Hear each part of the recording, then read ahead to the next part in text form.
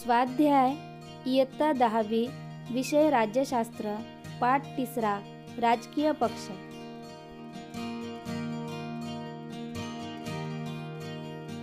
प्रश्न पहिला, दिलेल्या पर्यायांपैकी योग्य पर्याय निवडून विधाने पूर्ण करा। 1. राजकीय सल्ला प्राप्त करण्यासाठी जेव्हा लोक एकत्र येऊन निवडणूक प्रक्रियेत सहभागी होतात तेव्हा त्या संघटनांना रिकामी जागा म्हटले जाते। अ. सरकार, ब. समाज, क. राजकीय पक्ष, ड. सामाजिक संस्था। राजकीय सल्ला प्राप्त करण्यासाठी जेव्हा लोक एकत्र येऊन निवडणूक प्रक्रियेत सहभागी होतात तेव्हा त्या संघटनांना राजकीय पक्ष म्हटले जाते। 2. नॅशनल कॉन्फरन्स हा पक्ष रिकामी जागा या राज्यात आहे। अ. ओडिशा, ब. आसाम, क. बिहार, ड. जम्मू आणि काश्मीर। नॅशनल कॉन्फरन्स हा पक्ष जम्मू आणि काश्मीर या राज्यात आहे।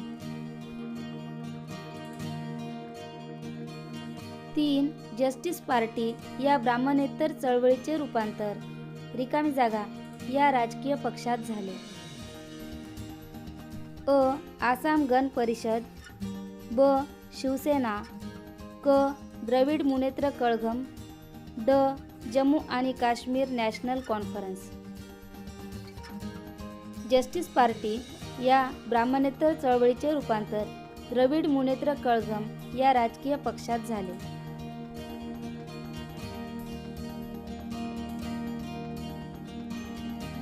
प्रश्न दुसरा, पुढील विधाने चूक की बरोबर ते सकारण स्पष्ट करा।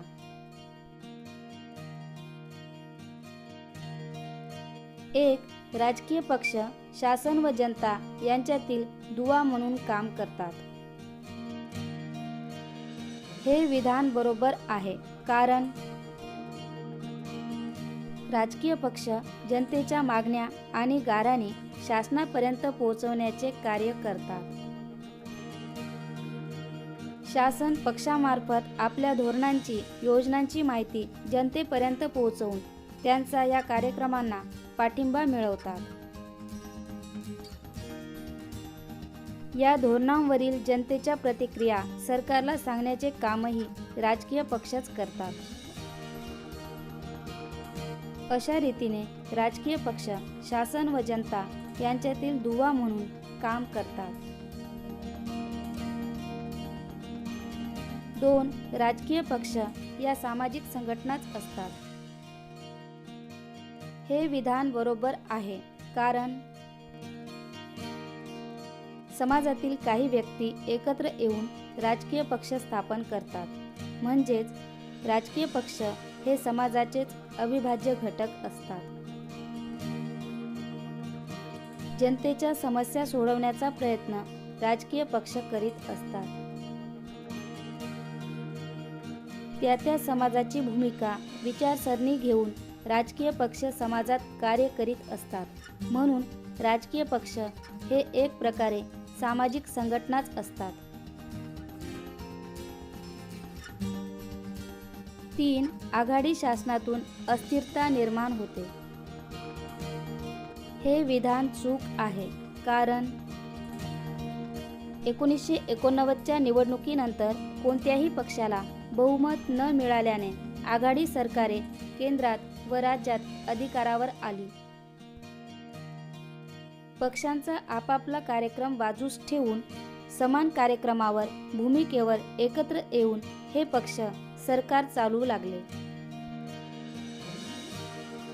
1977च्या जनता पक्षाचा प्रयोग फसल्यानंतर आता केंद्र व राज्य पातळीवर आघाडी शासन चांगल्या प्रकारे काम करीत आहेत, म्हणून आघाडी शासनातून अस्थिरता निर्माण होते हा समज खोटा ठरला आहे। 4. शिरोमणी अकाली दल हा राष्ट्रीय पक्ष आहे। हे विधान चूक आहे, कारण भारतीय निवडणूक आयोग राजकीय पक्षांच्या मान्यतेचे निकष निश्चित करून राष्ट्रीय व प्रादेशिक पक्ष म्हणून मान्यता देत असतो. संसद आणि विधिमंडळात मिळवलेल्या जागा आणि निवडणुकीत मिळालेल्या मतांची टक्केवारी यांचा या अटीत समावेश असतो. शिरोमणी अकाली दल हा राष्ट्रीय पक्ष म्हणून निश्चित केलेल्या अटीत बसत नाही. तो पंजाब राज्यापुरता मर्यादित व प्रभावी असल्याने या पक्षाला राष्ट्रीय नव्हे तर प्रादेशिक पक्ष म्हणून आयोगाने मान्यता दिलेली आहे.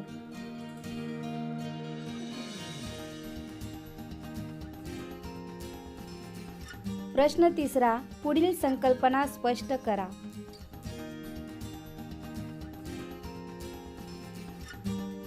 1. प्रादेशिकता. भारतात विविध भाषा बोलणारे, विविध परंपरा आणि संस्कृती असणारे लोक राहतात. भौगोलिक विविधतेबरोबरच साहित्य, शिक्षण, इतिहास, चळवळी याबाबतही भारतात विविधता आढळते. प्रत्येकालाच आपली भाषा, परंपरा, संस्कृती यांच्याविषयी आत्मीयता वाटते. या आत्मीयतेतूनच वरील सर्वांबाबत अस्मिता निर्माण होते. आपल्या भाषेच्या, प्रदेशाच्या विकासाला लोक प्राधान्य देऊ लागतात. यालाच प्रादेशिकता असे म्हणतात.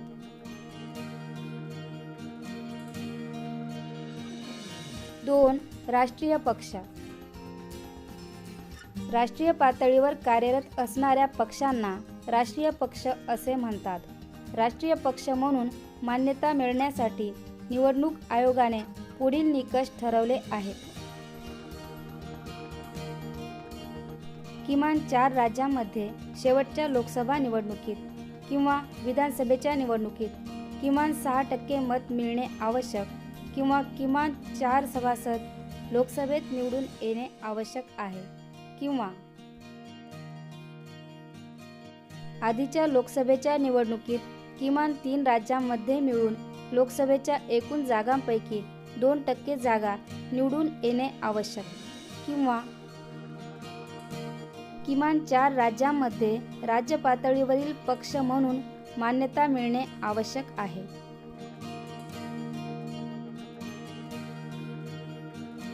प्रश्न 4. खालील प्रश्नांची थोडक्यात उत्तरे लिहा.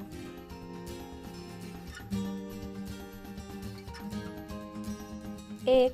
राजकीय पक्षांची ठळक वैशिष्ट्ये स्पष्ट करा. राजकीय पक्षांची ठळक वैशिष्ट्ये पुढील प्रमाणे. निवडणुकांच्या माध्यमातून सत्ता प्राप्त करणे हे राजकीय पक्षांचे मुख्य उद्दिष्ट असते. प्रत्येक राजकीय पक्षाची विशिष्ट विचारसरणी व धोरण असते. आपल्या विचारसरणीप्रमाणे प्रत्येक पक्ष आपल्या कार्यक्रमांची अंमलबजावणी करीत असतो. निवडणुकीत बहुमत मिळवणारा पक्ष सत्ताधारी बनतो तर अल्पमतातील पक्ष विरोधी पक्ष म्हणून कार्य करतात. राजकीय पक्ष सरकार व जनता यांच्यातील दुवा म्हणून काम करून जनमताचा पाठिंबा मिळवण्याचा प्रयत्न करतात.